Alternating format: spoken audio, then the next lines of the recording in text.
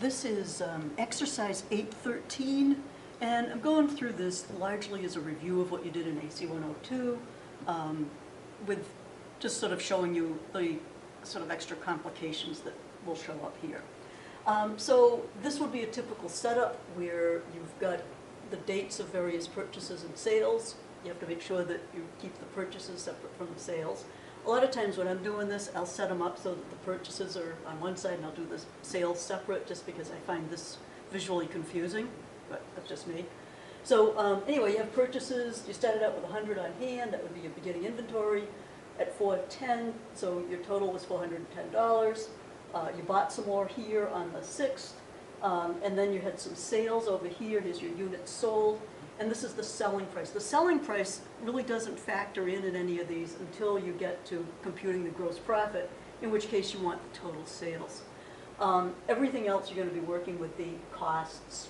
Okay, so if we had to figure out the ending inventory for FIFO, just as a quick review here, first in, first out, the first thing we'd have to do is say, okay, we had available 2,100 units altogether, and we sold 1,400 altogether.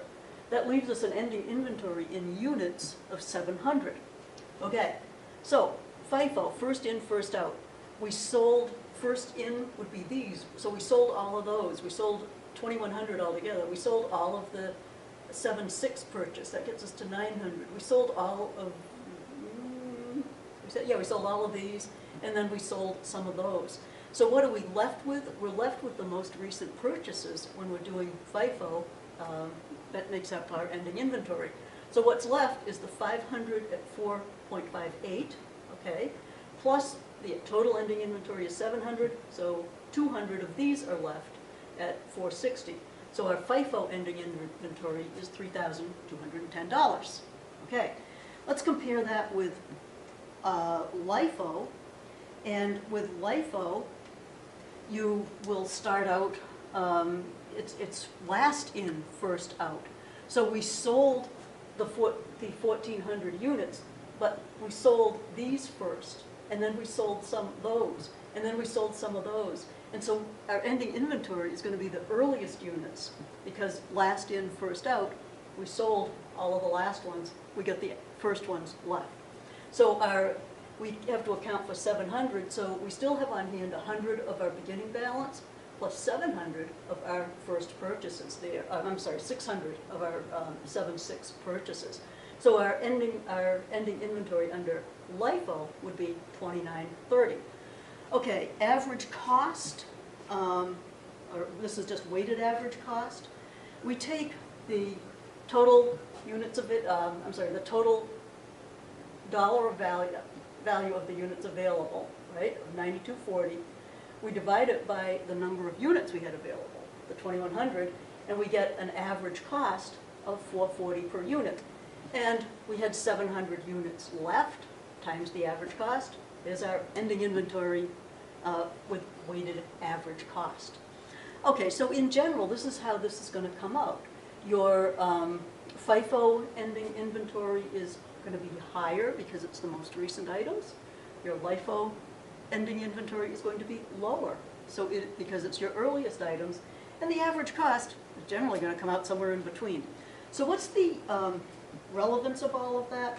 Well, if we look at the inventory you report on the balance sheet, it's going to be higher under FIFO. It's going to be lower under LIFO. So that means that you're reporting less assets to borrow against. You're reporting, it'll impact some of your ratios. Cost of goods sold is going to be lower using FIFO because that's going to be your earliest units that are in the cost of goods sold.